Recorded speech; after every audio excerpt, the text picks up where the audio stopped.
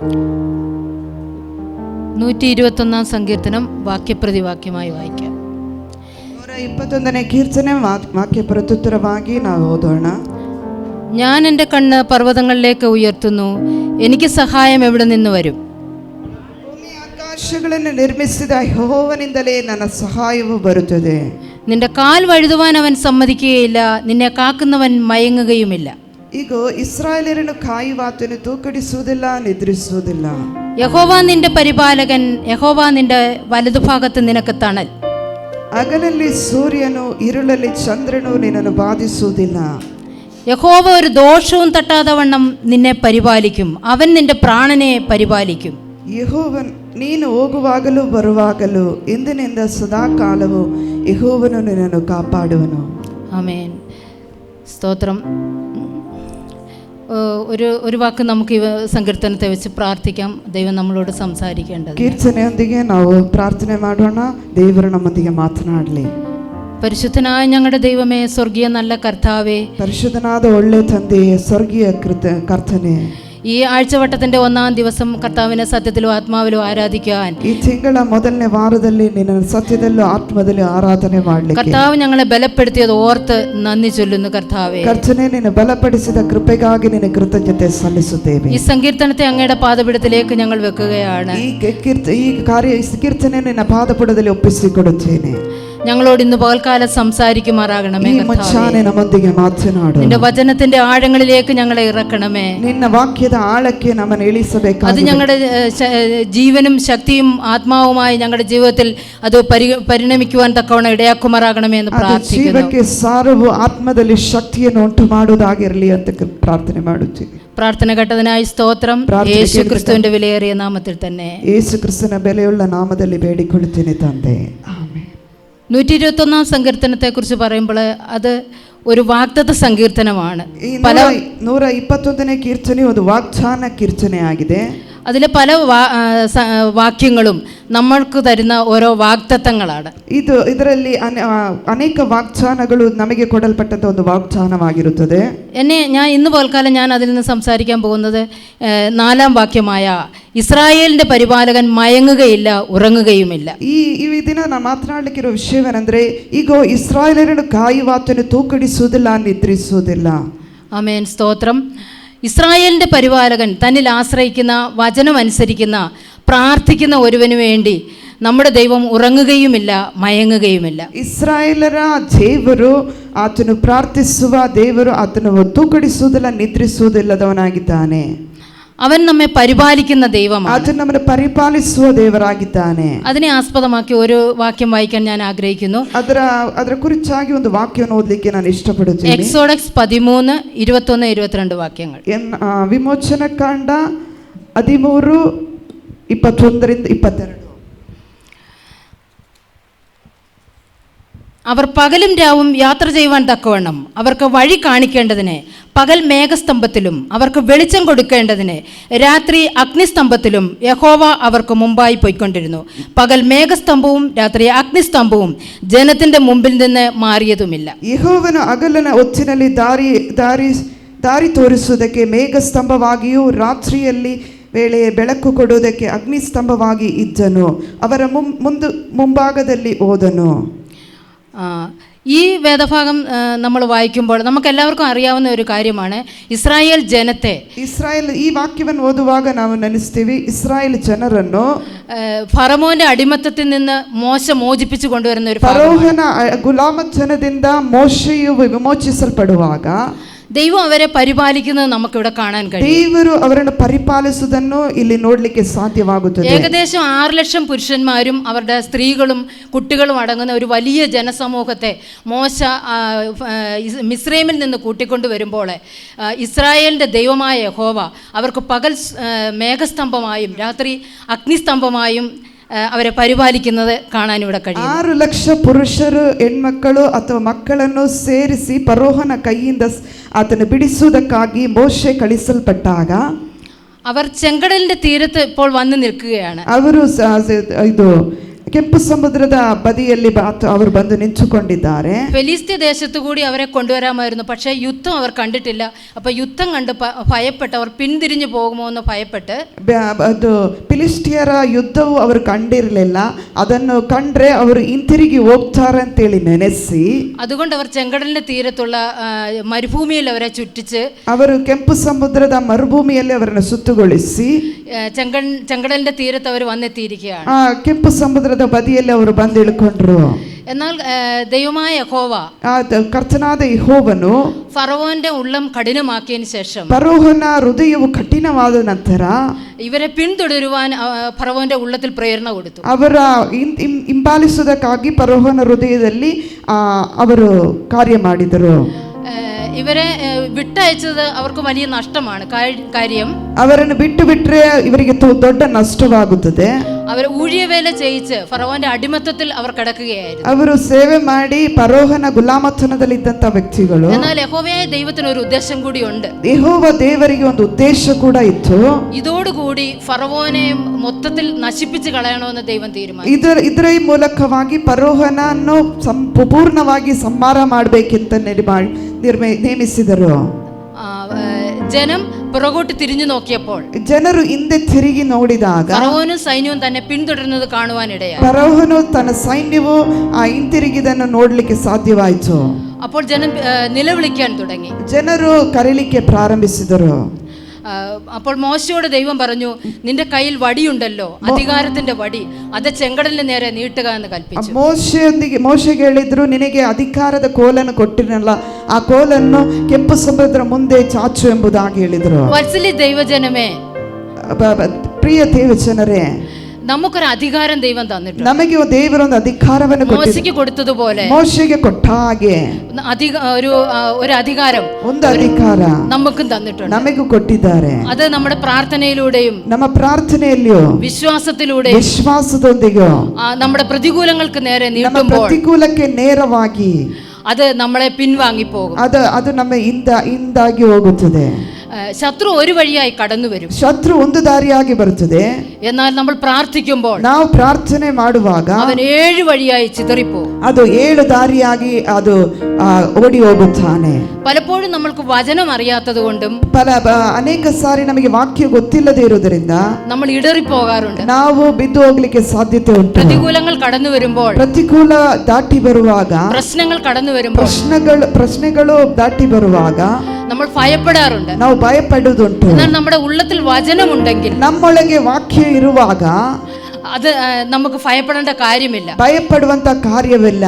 കാര്യം നമ്മൾ പ്രാർത്ഥിക്കുമ്പോൾ, ನಾವು ಪ್ರಾರ್ಥನೆ ಮಾಡುವಾಗ ಪರಿಶುದ್ಧಾತ್ಮನು നമ്മുടെ ഉള്ളത്തിൽ ನಮ್ಮೊಳಗೆ വചനങ്ങളെ തന്ന് നമ്മളെ ബലപ്പെടുത്തും. ವಾಕ್ಯಗಳನ್ನು ಕೊಟ್ಟು ನಮ್ಮನ್ನು ಬಲಪಡಿಸುತ್ತದೆ. ദൈവത്തിന്റെ വചനം എന്ന് പറയുന്നത്, ದೇವರ ವಾಕ್ಯ ಎಂಬುದು അത് ജീവനും ചൈതന്യവുമുള്ള, ಅದು ಜೀವವೂ ಚೈತನ್ಯವೂ ಇರುವುದಾಗಿದೆ. ഇരുവായ്ത്തലയുള്ള ഏത് വാളിനേക്കാളും, ಯಾವ ಬಾಯಿ ಕತ್ತಿಗಿಂತದ್ದು, ಅದು ಮೂರ್ಛೆಯೇറിയത്, ಅದು ಬಹಳ ಶಾರ್ಪ್ ಆಗಿರುತ್ತದೆ. ಆಮೆನ್, ಸ್ತೋത്രം, ಆಮೆನ್. അതുകൊണ്ട് നമ്മൾ വചനം അറിയണം. ಅದರಿಂದ ವಾಕ್ಯವನ್ನು ಅರಿತುಕೊಳ್ಳಬೇಕು. 1 പത്രോസിൽ ഇങ്ങനെ നമ്മൾ വായിക്കുന്നുണ്ട്, 1 ಪೇತ್ರನ ಪುಸ್ತಕದಲ್ಲಿ ಈ ರೀತಿಯಾಗಿ ಬರೆಯಲ್ಪಟ್ಟಿದೆ, വചനം അറിയായകയാൽ ವಾಕ್ಯ ಗೊತ್ತಿಲ್ಲದ್ರೆ അവർ ഇടറിപ്പോയി, ಅವರು ಬಿದ್ದು ಹೋಗುತ್ತಾರೆ. പ്രശ്നങ്ങളും പ്രതികൂലങ്ങളും കടന്നു വരുമ്പോൾ, ಸಮಸ್ಯೆಗಳು ಪ್ರತಿಕೂಲಗಳು ಬರುವಾಗ നമ്മൾ വചനം അറിയാത്തത് കൊണ്ടാണ് പലപ്പോഴും പതറിപ്പോകുന്നത്. ವಾಕ್ಯ ಗೊತ್ತಿಲ್ಲದೆ ಇರುವುದರಿಂದಲೇ ನಾವು ಬಿದ್ದು ಹೋಗ್ತೀವಿ. അതുകൊണ്ട് ഇന്ന് പകൽക്കാലം ಈ ಮುಚ್ಚಾನ ವೇಳೆಯಲ್ಲಿ നമ്മൾ വചനം പഠിക്കേണ്ടത് അത്യാവശ്യമാണെന്ന് ഞാൻ ഓർമ്മിപ്പിക്കുകയാണ്. ವಾಕ್ಯವನ್ನು ಓದಬೇಕಾದದ್ದು ಬಹಳ ಪ್ರಾಮುಖ್ಯ ಎಂಬುದಾಗಿ വചനമാണ് നമുക്ക് ജീവൻ തരുന്നത്. ವಾಕ್ಯವು ನಮಗೆ ಜೀವವನ್ನು ಕೊಡುತ್ತದೆ, നമുക്ക് ഉറപ്പ് തരുന്നത്, ಅದು ನಮಗೆ ನಿಶ್ಚಯವನ್ನು ಕೊಡುತ್ತದೆ, നമുക്ക് വിശ്വാസം വർദ്ധിപ്പിക്കുന്നു, ವಿಶ್ವಾಸವು ವರ್ಧನೆ ಮಾಡುತ್ತದೆ. ആമേൻ, സ്തോത്രം, ಆಮೆನ್, ആമേൻ. മോശ ചെങ്കടലിന് നേരെ വടി നീട്ടിയപ്പോൾ, ಮೋಶೆ ಕೆಂಪು ಸಮುದ್ರದ ಮೇಲೆ ಕೋಲನ್ನು ತೋರಿಸಿದಾಗ ആ ചെങ്കടൽ രണ്ടായി പിളർന്ന് ಆ ಕೆಂಪು ಸಮುದ್ರವು ಇಬ್ಬಾಗವಾಗಲಿಕ್ಕೆ ഒരു നാഷണൽ ഹൈവേ അവർക്ക് വേണ്ടി തുറന്നു. ಒಂದು ನ್ಯಾಷನಲ್ ಹೈವೇ ಅವರಿಗೆ ತೆರೆದಿತ್ತು. ഇസ്രായേൽ ജനം മുഴുവനും, ಇಸ್ರಾಯೇಲ್ ಜನರ ಪೂರ್ತಿಯಾಗಿ റോഡിൽ കൂടെ നടന്നു പോകുന്നത് പോലെ ದಾರಿಯಲ್ಲಿ ನಡೆದು ಹೋಗುವುದಾಗೆ ചെങ്കടലിന്റെ നടുവിൽ കൂടി ಕೆಂಪು ಸಮುದ್ರದ ನಡ್ಯದಲ್ಲಿ അവരെ ചെങ്കടൽ കടന്നു. ಕೆಂಪು ಸಮುದ್ರ ದಾಟಿಲ್ಪಟ್ಟಿತು. എന്നാൽ യഹോവയായ ദൈവം ಯೆಹೋವನಾದ ಕರ್ತನು അവരെ പിന്തുടർന്ന ഫറവോനും സൈന്യവും ಅವರನ್ನು ಹಿಂಬಾಲಿಸಿದಂತ ಫರೋಹ ಸೈನ್ಯದವರು ചെങ്കടലിന് നടുവിലെത്തിയപ്പോൾ ಕೆಂಪು ಸಮುದ್ರದ ಮಧ್ಯದಲ್ಲಿ ಆದಾಗ ആ സൈന്യത്തെ ഒന്ന് നോക്കി ಆ ಸೈನ್ಯವನ್ನು ಅವರು ನೋಡಿ അവരുടെ രഥങ്ങളുടെ ഓട്ടം തെറ്റുമാറാക്കി. ಅವರ ರಥಗಳ ಓಟಗಳು ತಪ್ಪಿಸಲಿಕ್ಕೆ ತಪ್ಪಾಗಿ ಹೋಯಿತು. അപ്പോൾ ഫറവോൻ സൈന്യവും ഇങ്ങനെ പറഞ്ഞു, ಫರೋಹ ಸೈನ್ಯದವರು ಹೀಗೆ ಹೇಳಿದರು, ദൈവം ഇവർക്ക് വേണ്ടി യുദ്ധം ചെയ്യുന്നുണ്ട്, ದೇವರು ಇವರಿಗಾಗಿ ಯುದ್ಧ ಮಾಡುತ್ತಿದ್ದಾನೆ, അതുകൊണ്ട് നമുക്ക് തിരികെ പോകാമെന്ന് പറഞ്ഞു. ಅದಕ್ಕಾಗಿ ನಾವು ತಿರುಗಿ ಹೋಗೋಣ.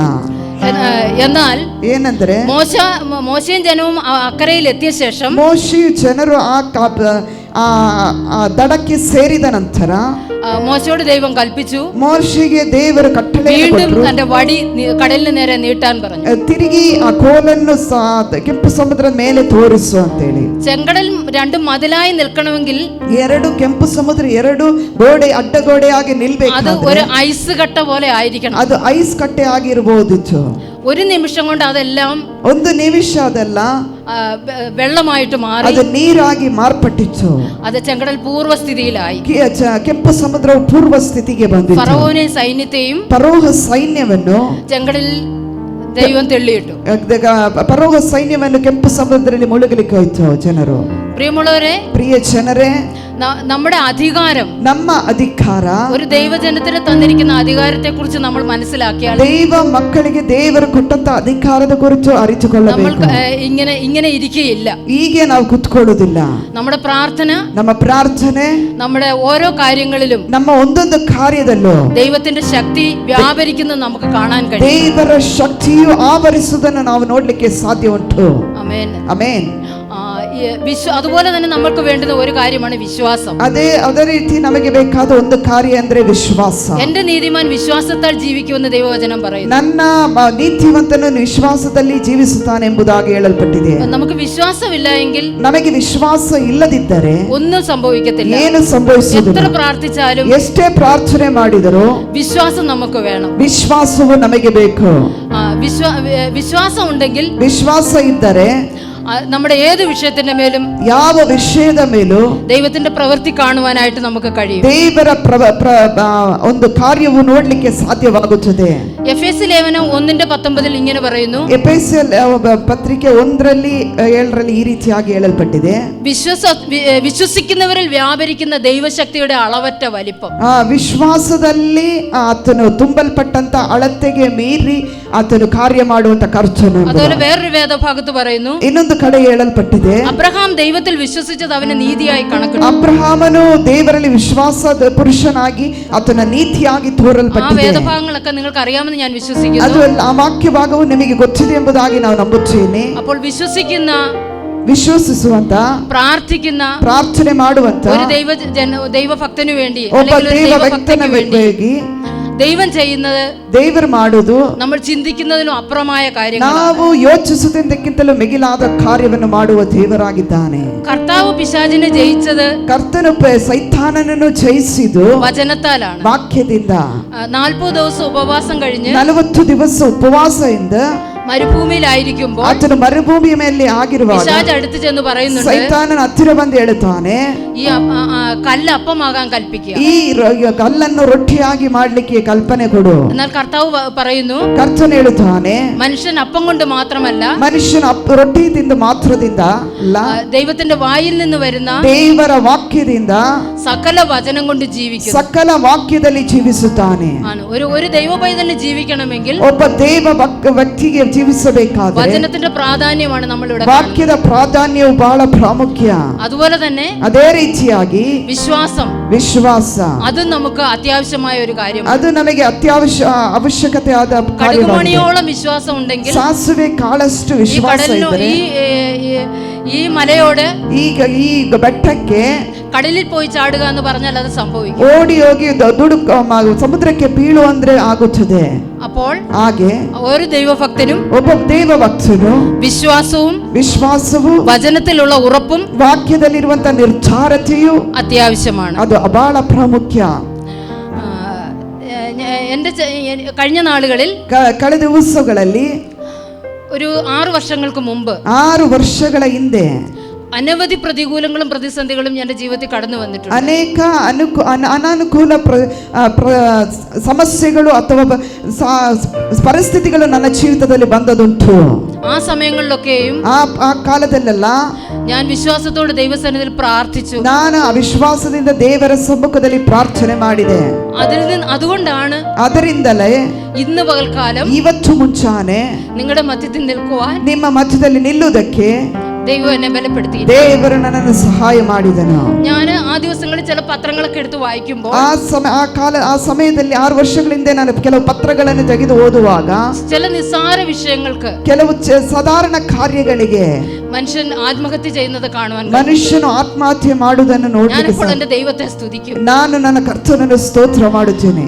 അനവധി കഷ്ടങ്ങളെ തന്നുവെങ്കിലും ಸಹಿಸಲಾರದ ಕಷ್ಟಗಳು ಕೊಟ್ಟರು ಕೂಡ മരണത്തിന് ഏൽപ്പിച്ചു കൊടുക്കാതെ ಮರಣಕ್ಕೆ ಒಪ್ಪಿಸಿಕೊಡದೆ ദൈവം നിലനിർത്തിയ ದೇವರು ನಿಲ್ಲಿಸಿದಂತ ആ വൻകൃപ ഓർത്ത് ಆ ಕೃಪೆಯನ್ನು ತೋರಿಸಿ ദൈവത്തിന്റെ ಸ್ನೇಹം ഓർത്ത് ದೇವರ ಒಂದು ಪ್ರಸನ್ನತೆಯನ್ನು ನೆನೆಸಿ കരുതൽ ഓർത്ത് ಆ ಒಂದು ಕಾಳಜಿಯನ್ನು ನೆನೆಸಿ പരിപാലനം ഓർത്ത് ಆ ಪರಿಪಾಲನೆಯನ್ನು ನೆನೆಸಿ ഇന്ന് ഞാൻ ദൈവത്തെ സ്തുതിക്കുകയാണ്. ಇವತ್ತು ನಾನು ದೇವರನ್ನು ಸ್ತೋತ್ರ ಮಾಡುತ್ತೇನೆ. ഏകദേശം 6 വർഷങ്ങൾക്ക് ശേഷമാണ് ഞാൻ ഇതുപോലെ ദൈവവചനവുമായിട്ട് ಈ 6 ವರ್ಷಗಳ ನಂತರವೇ ನಾನು ಸತ್ಯದ ವಾಕ್ಯವಾಗಿ ಈ ರೀತಿಯಾಗಿ ദൈവവചനവുമായിട്ട് നിങ്ങളുടെ മുമ്പിൽ ഇങ്ങനെ നിൽക്കുന്നത്. ಹೀಗೆ ದೇವರ ವಾಕ್ಯದ ಮೂಲಕ ನಾನು ನಿಲ್ಲುವುದು. ഞാൻ അനേക പേർക്ക് ട്രാക്റ്റ് കൊടുത്ത സന്ദർഭങ്ങളുണ്ട്. ಅನೇಕ ಜನರಿಗೆ ಕರಪತ್ರಗಳನ್ನು ಹಂಚಿದ ಸಮಯ ಉಂಟು.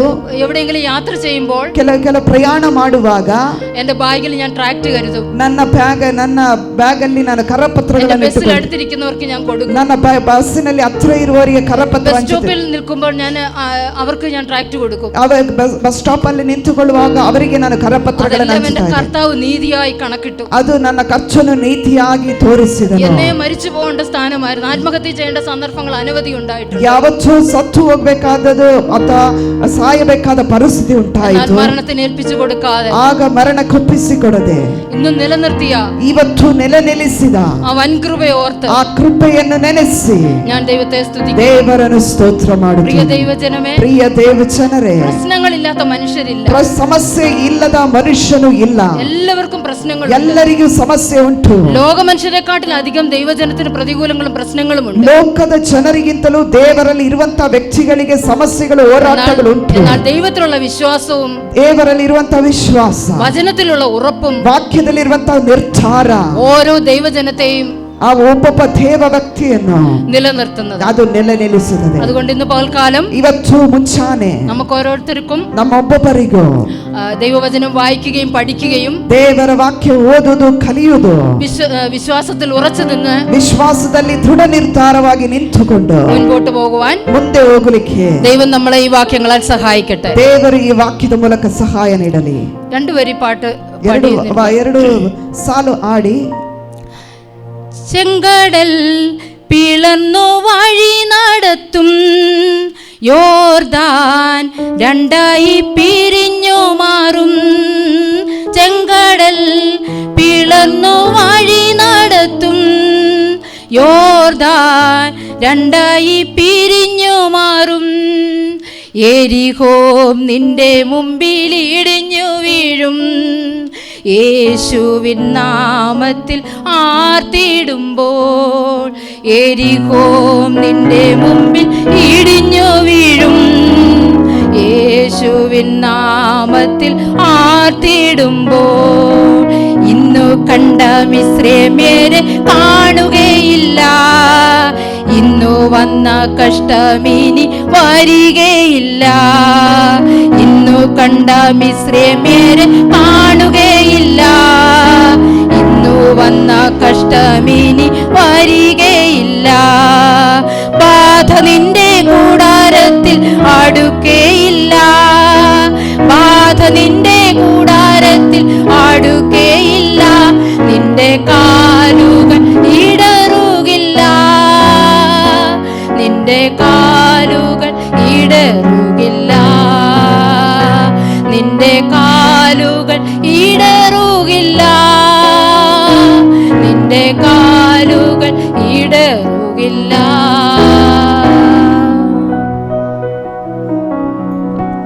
ನಾವು ಕೈಗಳನ್ನು ತಟ್ಟಿ ದೇವರ ನಾಮವನ್ನು ಮಹಿಮೆಪಡಿಸೋಣ.